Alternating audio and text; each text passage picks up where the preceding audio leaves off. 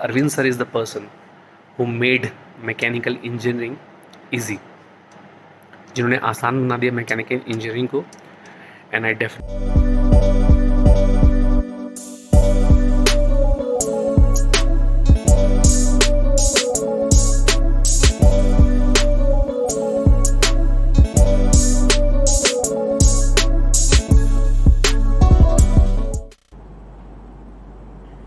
चलिए जी, तो कंडक्शन के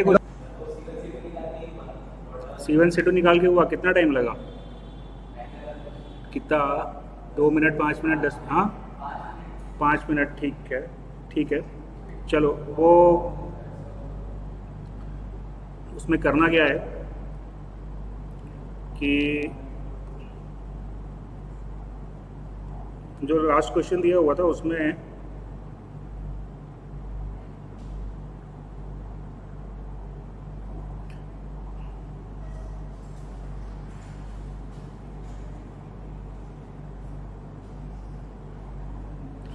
जो लास्ट क्वेश्चन दिया था बच्चों, उसमें दोनों सरफेस टेम्परेचर जो था वो सेम टेम्परेचर पे दिया हुआ था.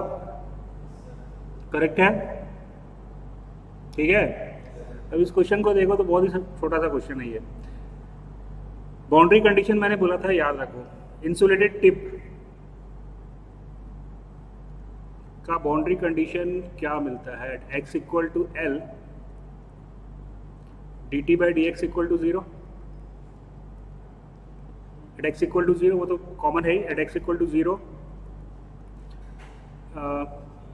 t equal to ts. Correct है? तो बच्चों ये इंसुलेटेड टिप ही तो है. ये टेम्परेचर Ts है और ये टेम्परेचर Ts है. करेक्ट है? अगर मैं मान लूँ कि Ts is greater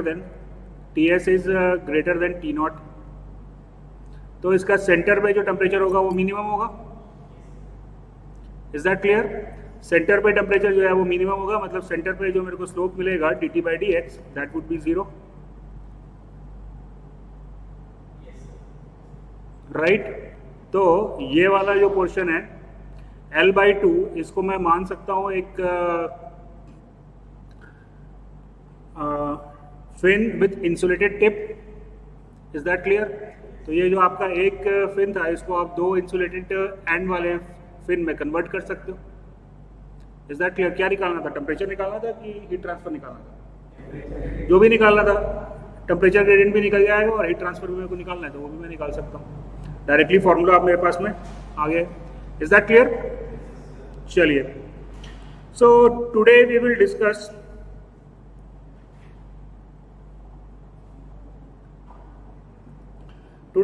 discuss the transient heat conduction. और बाकी क्वेश्चन जो थे वो शीट के बन गए थे. चलिए, very good. Today we will discuss the transient heat conduction. Transient heat conduction मतलब कि अनस्टडी. ट्रांजिएंट का मतलब क्या होता है? अनस्टडी. और अनस्टडी का मतलब क्या होता है?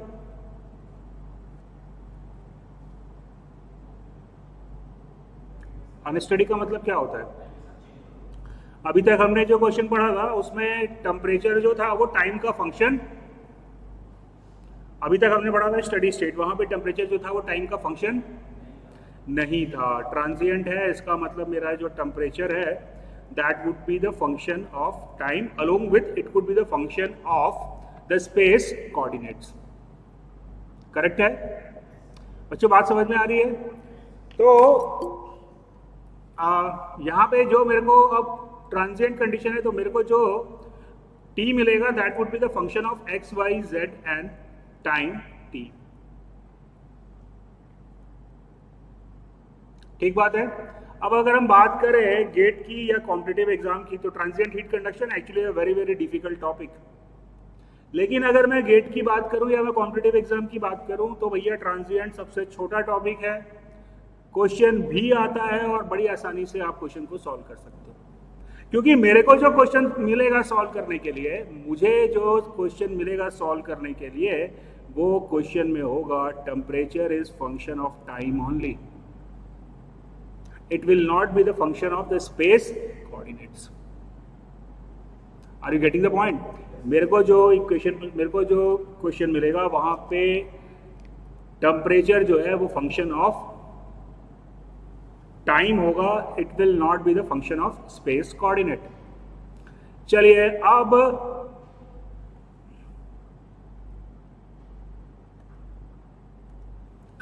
Temperature is the function of time, ये जो कंडीशन होती है इसे हम कहते हैं लम्प्ड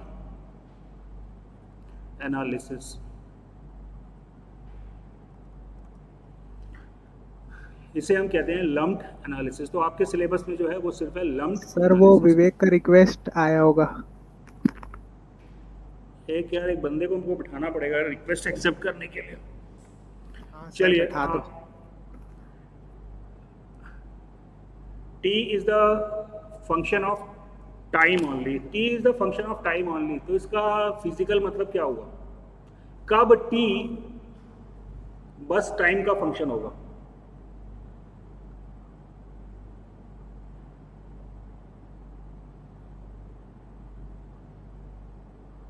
क्या होना चाहिए? It should not be the function of x, y, z. It means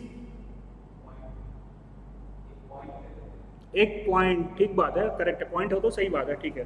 point ना हो, अगर मान लो ये एक बार है, पॉइंट के लिए तो करेक्ट है, सिक बात है तुम्हारी। अगर एक बार है, इस बार के लिए मैं लम्प्ड एनालिसिस करना चाह रहा हूँ। लम्प्ड एनालिसिस करना चाह रहा हूँ मतलब इसका टेम्परेचर जो है वो सिर्फ टाइम का फंक्शन होना चाहिए, एक्स वाई जेड का फंक्शन नहीं होना चाहिए। इसका मतलब क्या हुआ? पूरा बार, करेक्ट, सिंपल। तो यहाँ पे जब हम लम्प्ड एनालिसिस कर रहे हैं तो हम ये एज्यूम कर रहे हैं कि हमारा पूरा सिस्टम एक कांस्टेंट टेम्परेचर पे है। बच्चों बात समझ में आई? तो लम्प्ड एनालिसिस में जो मेरा एजम्पशन है वो ये एजम्पशन है कि होल बॉडी इज कंसिडर्ड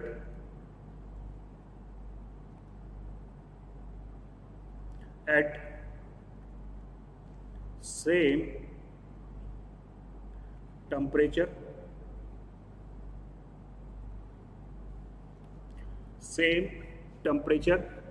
अब अगला सवाल, पूरी बॉडी सेम टेम्परेचर पे हो, क्या ये संभव है? या किस कंडीशन में ये पूरी बॉडी सेम टेम्परेचर की तरफ जाएगी? क्या होना चाहिए? बॉडी में टेम्परेचर वेरिएशन का कारण नहीं, हीट लॉस नहीं है। Why do you get the temperature gradient? Temperature gradient मिलता है मेरे को थर्मल रेजिस्टेंस की वजह से। कौन सा थर्मल रेजिस्टेंस? Conductive resistance. जो टेम्परेचर ग्रेडियंट मेरे को मिल रहा है, temperature gradient is proportional to the thermal conductive resistance. तो आप चाह रहे हो कि टेम्परेचर ग्रेडियंट ना हो, टेम्परेचर ग्रेडियंट ना हो मतलब पूरी बॉडी एक इक्वल टेम्परेचर पे हो। Are you getting the point? तो that is possible when the conductive resistance of the body is negligible. बात समझ में आ रही है? देखो एक स्लैब ले लो, आप मान लो आप एक स्लैब ले लो, है ना। तो ये स्लैब में ये टेम्परेचर ग्रेडियंट मिला 1। अभी मैं थर्मल कंडक्टिविटी को बढ़ा दिया तो क्या मिलेगा? 1 मिलेगा या 2 मिलेगा? कौन सी लाइन मिलेगी? अगर मैं कंडक्टिविटी को बढ़ा दे रहा हूं तो 2 मिलेगा, करेक्ट है। कंडक्टिविटी होता है L/K, तो मैंने K बढ़ाया यानी कि रेजिस्टेंस होता है L/K। तो अगर मैं K को बढ़ा रहा हूं तो मैं R को घटा रहा हूं, और जैसे जैसे मैं R को घटाऊंगा ये जो मेरा कर्व है ये फ्लैट होता जाएगा, और अगर मान लो R 0 हो जाए तो ये कर्व जो है फ्लैट हो जाएगा। फ्लैट हो गया, इसका मतलब कि हर पॉइंट पर एक इक्वल टेम्परेचर मिलेगा। कोई दिक्कत, कोई समस्या, कोई परेशानी? तो ये जो लम्प्ड एनालिसिस है, यहाँ पे हम मान रहे हैं कि मेरी पूरी बॉडी जो है वो एक इक्वल टेम्परेचर पे होनी चाहिए, और इक्वल टेम्परेचर में होने के लिए आवश्यक है कि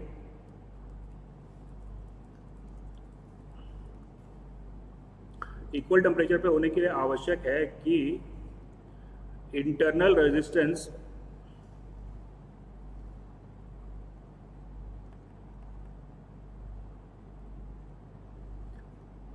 क्या बोलते हैं इसको, कंडक्टिव रेजिस्टेंस।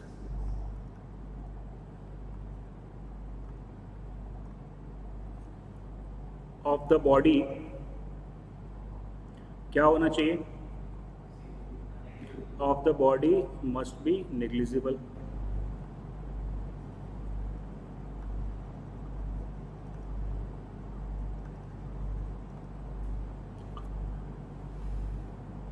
अच्छा बच्चों, अब ये अपन जो बात करते हैं निग्लिजिबल का, करेक्ट है? तो एक कॉमन मैन के लिए माइट भी 1 रुपया निग्लिजिबल हो सकता है, और शाहरुख खान के लिए 10 लाख रुपया निग्लिजिबल हो सकता है, करेक्ट है? तो ऐसे अपन बोले कि यार निग्लिजिबल होना चाहिए, तो वो निग्लिजिबल तो एक रिलेटिव टर्म हो गया, करेक्ट है? तो अब मेरे को लम्प्ड एनालिसिस अप्लाई करनी है और मैं ये कहूँ कि यार निग्लिजिबल, तो वो निग्लिजिबल कितना निग्लिजिबल, कहीं उसको मेरे को किसी पैरामीटर में कन्वर्ट करना पड़ेगा, राइट? तो वो पैरामीटर में कन्वर्ट करने के लिए हम यूज करते हैं एक नंबर जिसे हम कहते हैं Biot number. Biot number is defined as internal resistance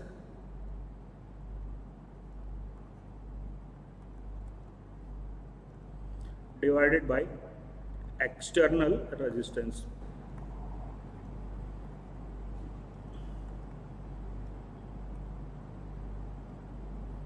Internal resistance divided by the external resistance.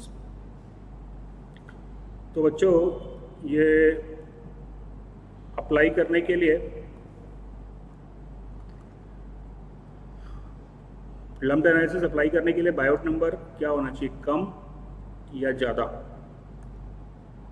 To apply the lumped analysis, this biot number should be less or should be more, कम होना चाहिए या ज़्यादा होना चाहिए? Biot number जो है it has to be less than 0.1. It has to be less than 0.1.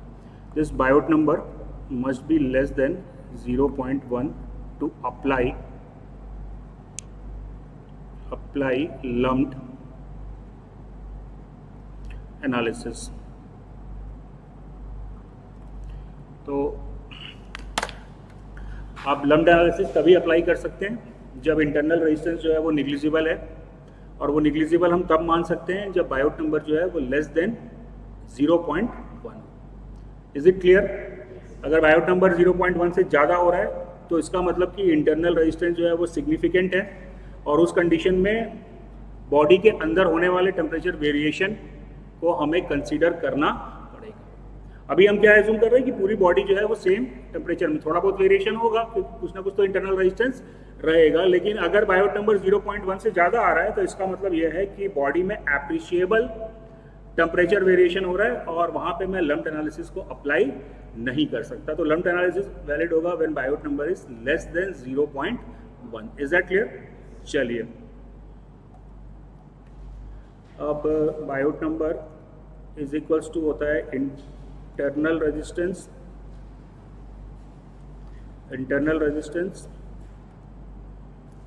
Divided by external resistance.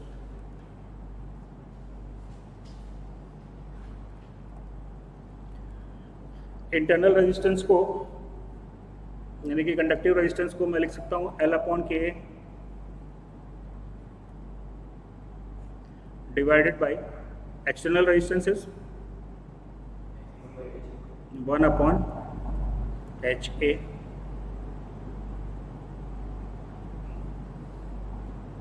तो क्या मिल जाएगा मेरे को बायोट नंबर, क्या मिल जाएगा बायोट नंबर? HL/K। लेकिन यहाँ पे L मत करिएगा, इसको कर दीजिएगा LC। This L is LC, characteristic length. LC is known as characteristic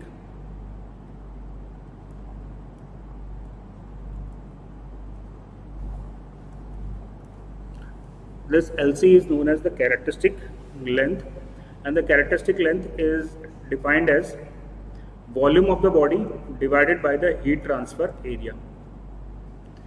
volume of the body divided by the heat transfer area.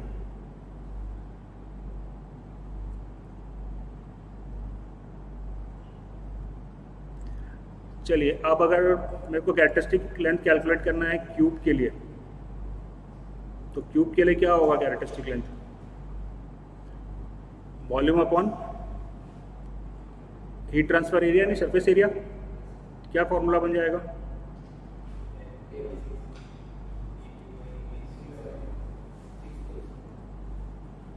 Divided by 6a square. 6 surface मिलेगी मेरे को, तो क्यूब के लिए मेरे को मिल गया a बाई 6। स्फेयर के लिए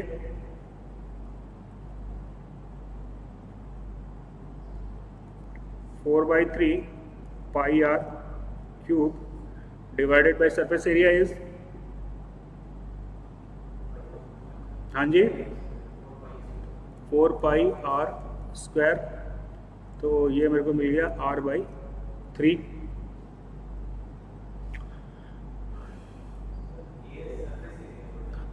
हीट ट्रांसफर एरिया, तो हीट ट्रांसफर जो है वो सरफेस सही होगा, वो एरिया जिससे कि बॉडी सराउंडिंग को हीट ट्रांसफर कर रही है।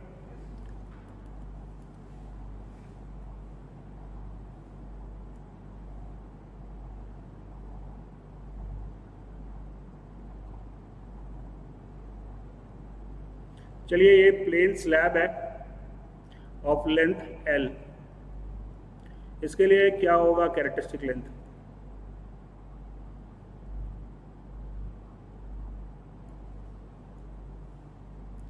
जल्दी बोलो यार। प्लेन स्लैब है, इसके लिए कैरेक्टरिस्टिक लेंथ क्या होगा? स्लैब जब मैं बोलता हूं उसका मतलब क्या होता है? स्लैब मतलब ये एरिया और ये एरिया कंसिडर हो रहा है, ये बाकी 4 एरिया जो है उसको अपन निगलेक्ट कर रहे हैं, यहाँ से कोई हीट ट्रांसफर नहीं हो रहा है ऐसा अपन मान रहे हैं, राइट? तो प्लेन स्लैब अगर है तो क्या होगा यहाँ पे characteristic length? What would be the volume? A into L divided by A। Correct है? नहीं, करेक्ट नहीं है, इसीलिए मैं अलग से लिखवाया है इसको। करेक्ट नहीं है, करेक्ट नहीं है। क्या गलती है इसमें भैया? देखो, AL डिवाइडेड बाई A तब होता है जब कोई एक साइड जो है वो इंसुलेटेड होती। यहाँ तो ये एरिया भी मिल रहा है और मेरे को ये एरिया भी मिल रहा है। ये गलती आप लोग करते हो, बाकी सब आप लोग ठीक कर लेते हो। प्लेन स्लैब की कंडीशन में आप गलती कर देते हो, आप लोग सिर्फ एरिया A कंसीडर करते हो, जबकि यहाँ पे एरिया होगा 2A। बात समझ में आई? A होता अगर मैं किसी एक एंड को इंसुलेट किया होता, यहाँ तो कोई इंसुलेशन है नहीं। तो नॉर्मली अपनी जो प्लेन स्लैब लिया होता है, अपन गलती ये करते हैं कि एरिया वहाँ पे अपन A लेते हैं, जबकि एरिया वहाँ पे मेरे को 2A लेना होगा बाय डिफॉल्ट। हाँ, अगर ये बोल दे कि कोई एक साइड को मैं इंसुलेट कर दिया हूँ तो फिर वो A बनेगा। बात समझ में आ रही है? लेकिन बाय डिफॉल्ट तो मैं एरिया उसका 2A लूंगा। क्लियर हुआ ये पॉइंट? चलिए, तो इतना ही है, बस खत्म है कहानी। अब मेरे को क्या करना है यहाँ पे? Temperature is the function of time. Temperature is function of time, तो what I have to do, I have to find out the relation between temperature and time. तो अब मेरे को टेम्परेचर और टाइम के बीच में रिलेशन निकालना है। करेक्ट है? चलिए, तो how would I calculate that? Temperature और टाइम के बीच में रिलेशन निकालना है तो मेरे को एक इक्वेशन फाइंड आउट करनी पड़ेगी।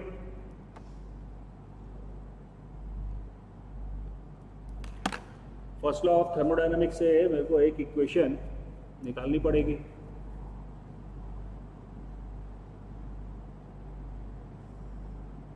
टेम्परेचर और टाइम के बीच में जितनी एनर्जी, ये इसको एक बॉडी मान लो, इस बॉडी से जितनी एनर्जी सराउंडिंग में गई वो कहाँ से आई?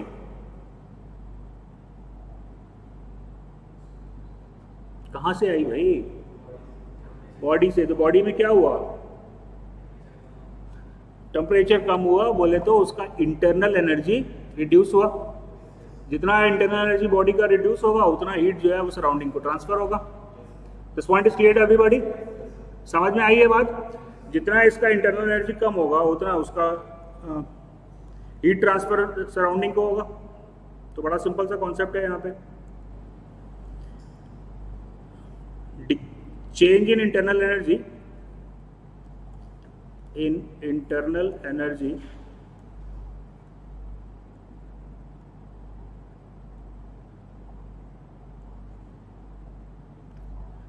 is equal to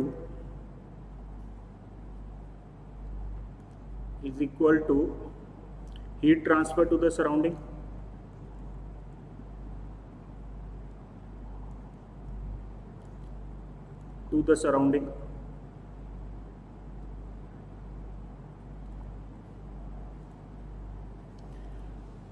करेक्ट है, साइन अपोजिट होगा, यानी कि change in internal energy d you is equals to, या अगर हीट ट्रांसफर को मैं लिख लूं h A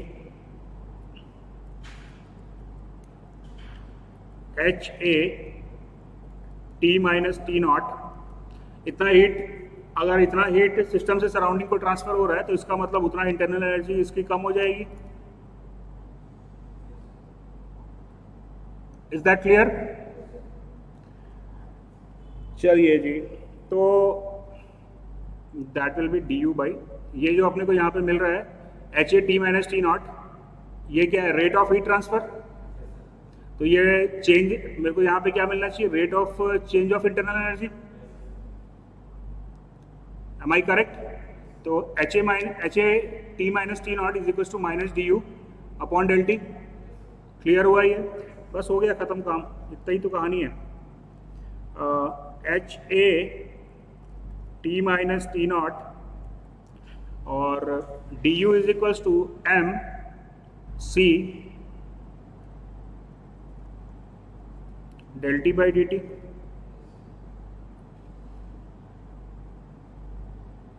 is that clear? ठीक बात है बच्चों ये? तो बस इतना। हाँ,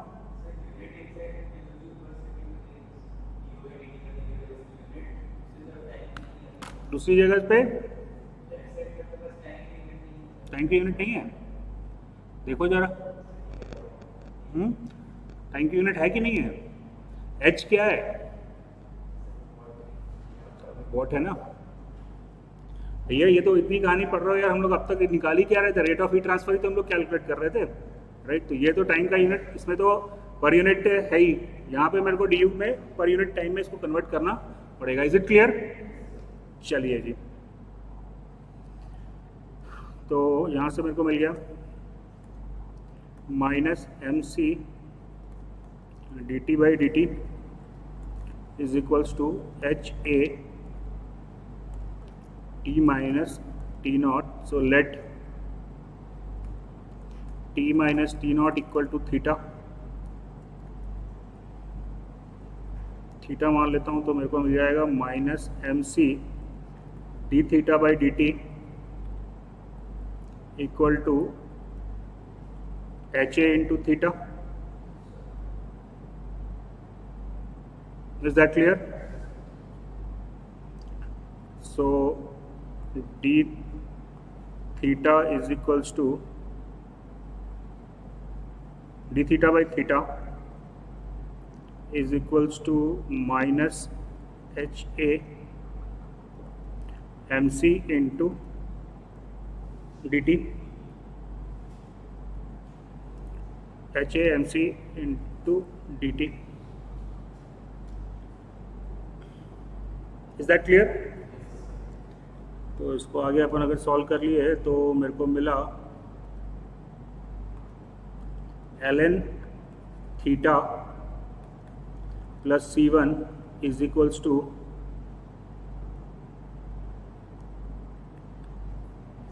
minus H A upon m C.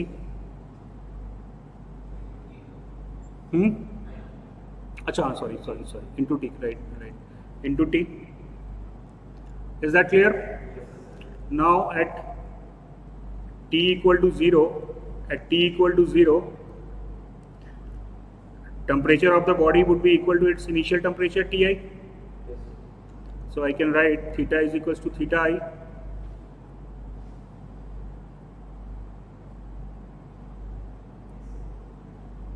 right? So I got C1 is equals to minus ln theta I,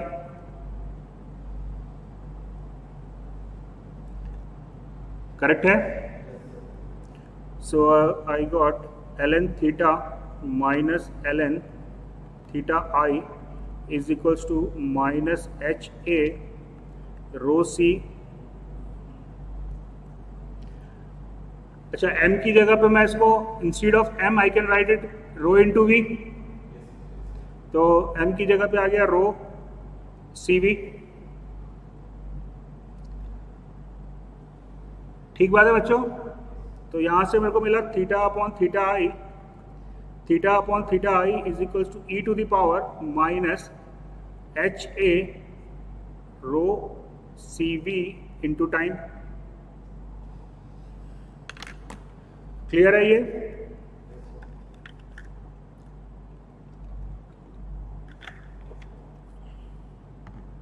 तो ये रिलेशन को यूज करके हम क्या कर सकते हैं?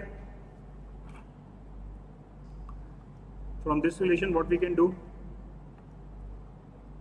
थीटा मतलब T minus T naught divided by T I minus T naught is equals to E to the power minus H A rho C B into T.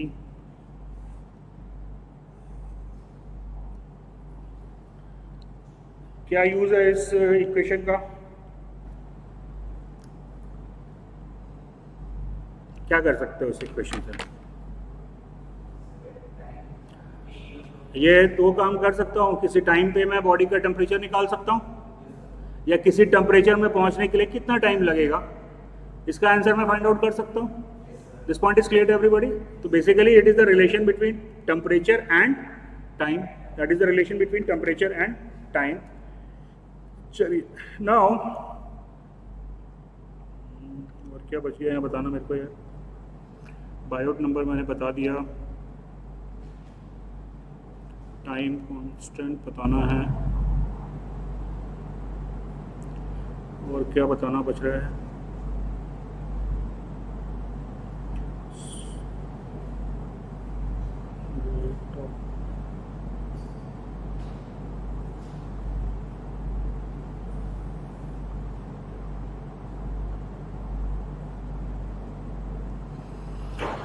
Okay, two more things are left. चलिए अब ये मेरे को relation मिल गया है temperature और time के बीच में। नेक्स्ट क्वेश्चन आता है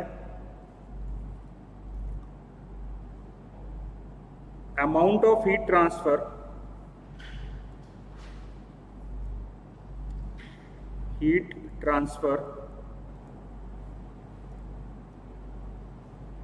in time t. How would I calculate the amount of heat transfer? t time में कितना हीट ट्रांसफर हुआ, कैसे निकालेंगे? टाइम t में मेरे को निकालना है कितना हीट ट्रांसफर हुआ, कैसे कैलकुलेट करूंगा?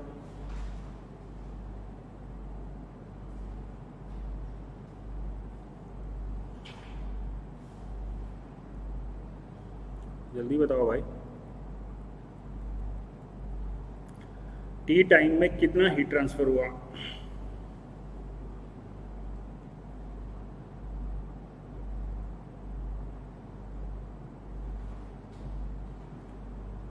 कैसे निकालोगे यार? Amount of heat transfer T time में कितना हीट ट्रांसफर हुआ, rate of heat transfer H A T minus T not, correct है, इनटू टाइम टी। तो ये टोटल टाइम, लेकिन यहाँ पे क्या दिक्कत है कि टी जो है वो टाइम के साथ में चेंज हो रहा है। Is that clear? तो क्या करोगे आप यहाँ पे D T, is that clear? इसको इंटीग्रेट कर दो फ्रॉम 0 टू टी।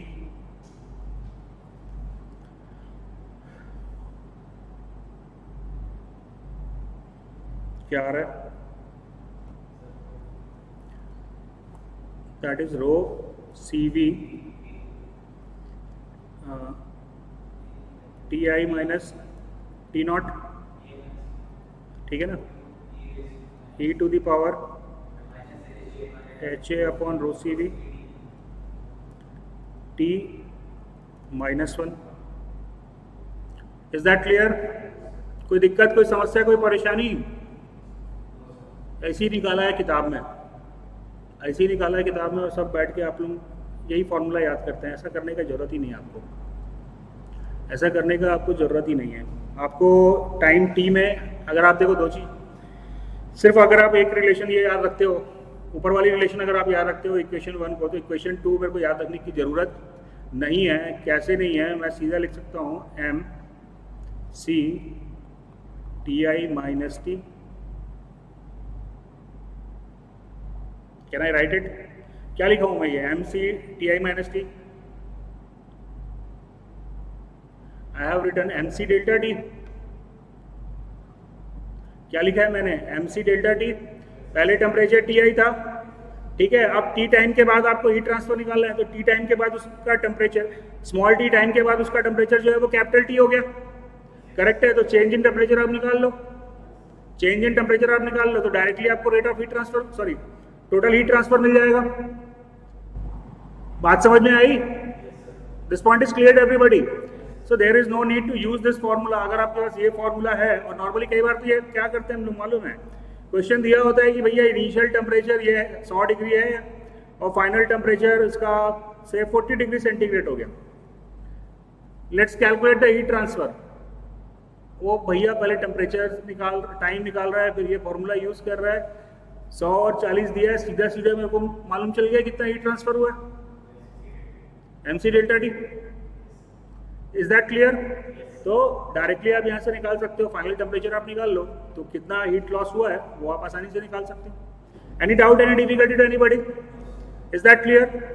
अच्छा, तीसरा एक क्वेश्चन और पूछ लेता है।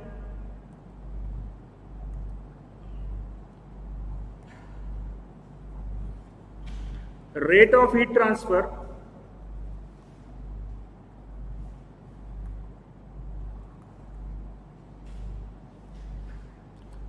एट टाइम टी क्या होगा? पहले क्वेश्चन में और इस क्वेश्चन में क्या अंतर है? यूनिट में क्या अंतर है? सेकंड क्वेश्चन में मेरे को Q का यूनिट क्या मिलेगा? क्योंकि ये यूनिट किलो जूल पर सेकेंड थी मल्टीप्लाइड बाय टाइम, तो ये मेरे को किलो जूल मिलेगा।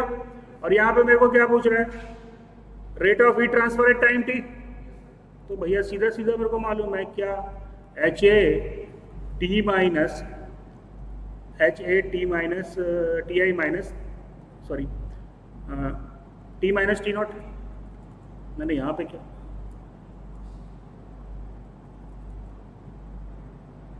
हो गया इसका,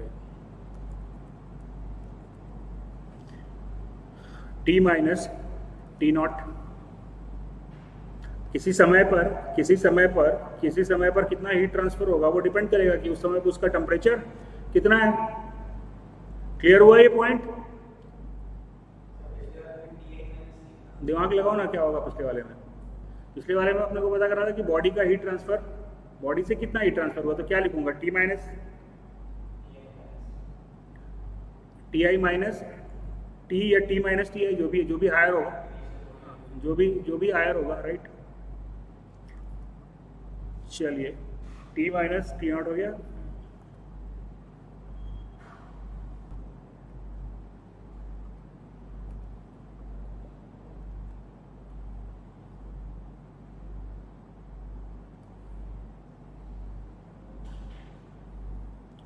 A copper slab of 40 into 40 centimeter cross section, 5 mm thick, at a uniform temperature of 250 degrees centigrade.